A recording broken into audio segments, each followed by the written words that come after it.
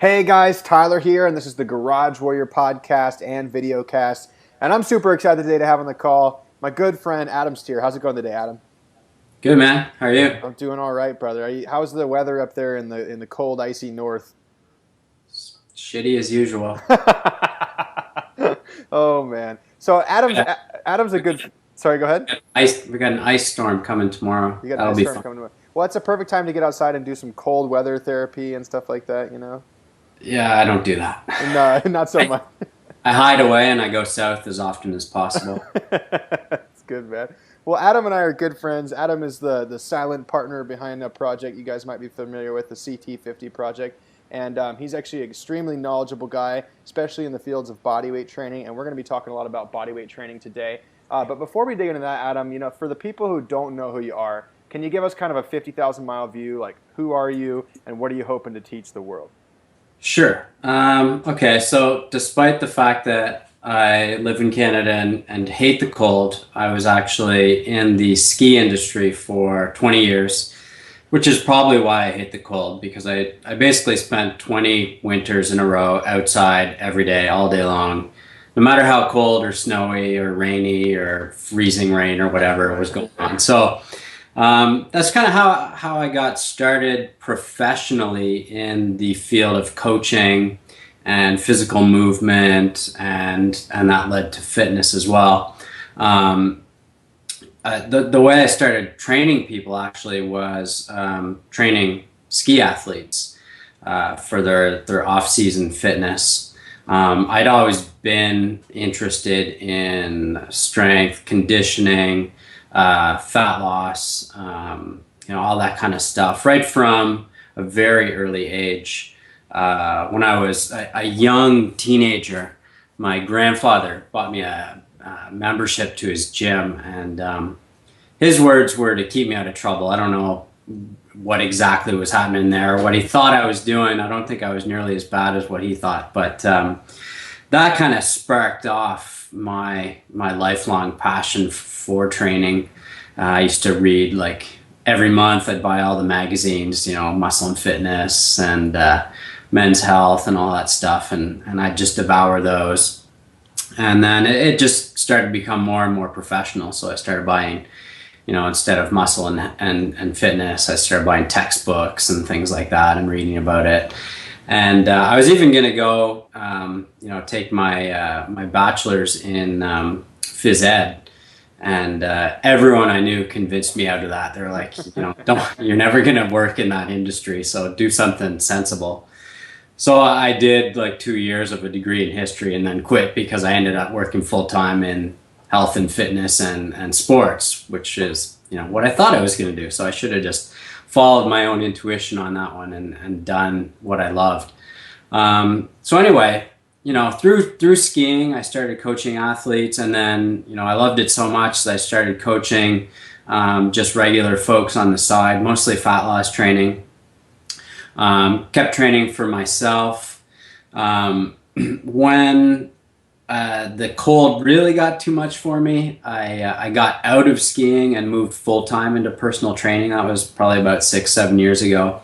And then as I started doing more and more personal training and started getting tired of getting up at 5 in the morning, started taking some of the stuff that I was doing with my clients, turning those into ebooks, video courses, things like that, and realized that I could reach a lot more people on the internet doing that. So I did a mix of selling those kind of programs on the internet and training live clients for a few years, and then that kind of transitioned into doing more and more on the internet. And now pretty much full-time on the internet. I still train a few friends and family because I love it, but mostly just sharing my stuff via ebooks and online videos and things like that.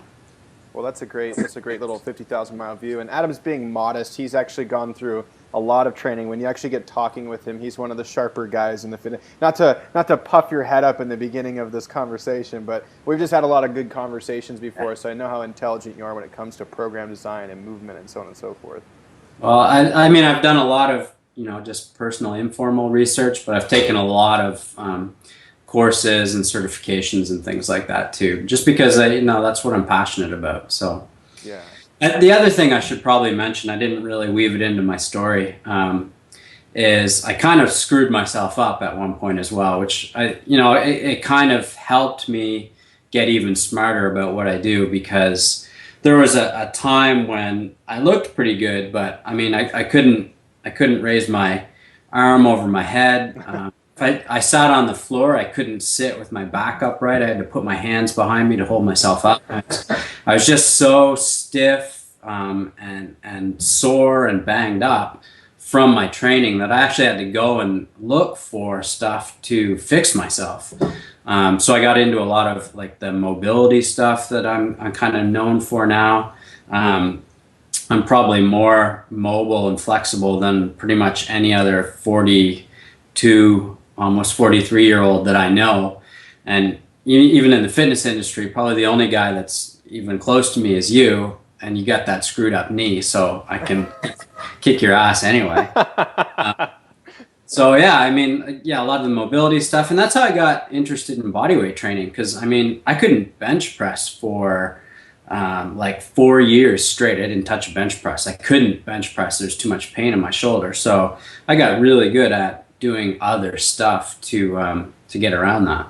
Yeah, that's a really good backstory because like a lot of people get in that same mess where they focus on one aspect of fitness. So like I want to build muscle, so I'm going to do nothing but strength training all day long, and they neglect like mobility or flexibility work or even just good movement patterns in favor of lifting more weight so they can build more muscle. Yeah. What do you think is like the foundation? Like I'm interested to see like what you think is the foundation. If you were to have somebody come to you, they've never done any exercise before. Do you work on strength? Do you work on coordination? Do you work on mobility? Like what's the first thing you go to? I would say movement quality with the maximum load you can use. Right. So I really believe in using the highest workload you can possibly handle, but it has to be good quality movement. Can't remember. I think it was Eric Cressy or somebody like that who said, any imperfections you have in your movement under load are just going to be reinforced. So basically, the more load you put on a mistake, the better you get at making the same mistake over and over again. So yeah, I work on the movement quality, and then I add load as much as possible, as soon as possible when I've got the quality down. Yeah. So like if you were to train the 25-year-old version of Adam, what would you change about your workout program? Uh, yeah, just like technique. Just tons of I technique. Yeah, I could lift a lot of weight. Just I did it however I wanted. I had no idea how to lift well. Right. And yeah, I would have saved myself a lot of pain if I had learned to lift well, and if I had supplemented that with the mobility work that I do today, or even that I did in the past that still serves me today. I actually do nowadays maybe 10% of the mobility work that I was doing, say 6, 7 years ago, when I was really still in the full swing of bringing myself back up to 100% movement capacity.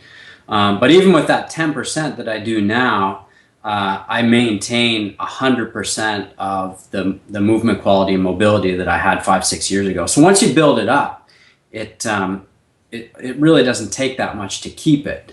The problem is most people ignore it for so many years that they end up like the Tin Man in the Wizard of Oz, and by that time they're screwed because they want to lift big, like you were saying. They want to, guys want to lift big, women want to train hard to lose weight, and they're training with these faulty movement patterns, with these tight muscles, with like this wound up spring that's just ready to snap at any moment. Yeah, I couldn't agree more. I'm interested, like, what's your thoughts on, training improper movement patterns to develop the skill of being in improper movement patterns? Does that make sense? People doing lighter round back deadlifts to build their resilience to round back postures. Do you think that's just a kind of a waste of time in a lot of ways, or do you think that there's actually some merit to that? It's not something that I would recommend personally. Mm-hmm.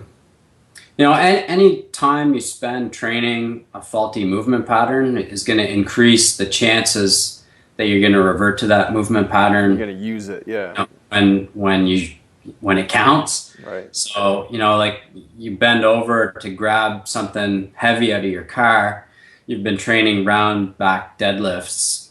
There's more chance that you're going to revert to that faulty movement pattern Sure. when there's a chance that you could throw at your back doing that. So, I would always promote proper movement patterns whenever you can. And I guess for me too, that comes back to training athletes when I would train athletes off the hill. I would train them in optimal movement patterns so that when they got back on skis, chances are they would move from a position of strength rather than a position of weakness or a position of faulty mechanics. Yeah, that's a good point. What about I've had a lot of conversations with people about the bridge in particular, right? Because there's a lot of people talking about how the bridge is bad for your spine because you're going into extension. Anytime you extend and flex a spine, you're degenerating your discs and stuff. But I know that you're into yoga, you're into mobility and movement patterns. I'm personally a huge fan of the bridge. I'm wondering kind of what your take is on the bridge. Do you think that people should be working on it? Do you think that there is a downside to it, or what's your thoughts?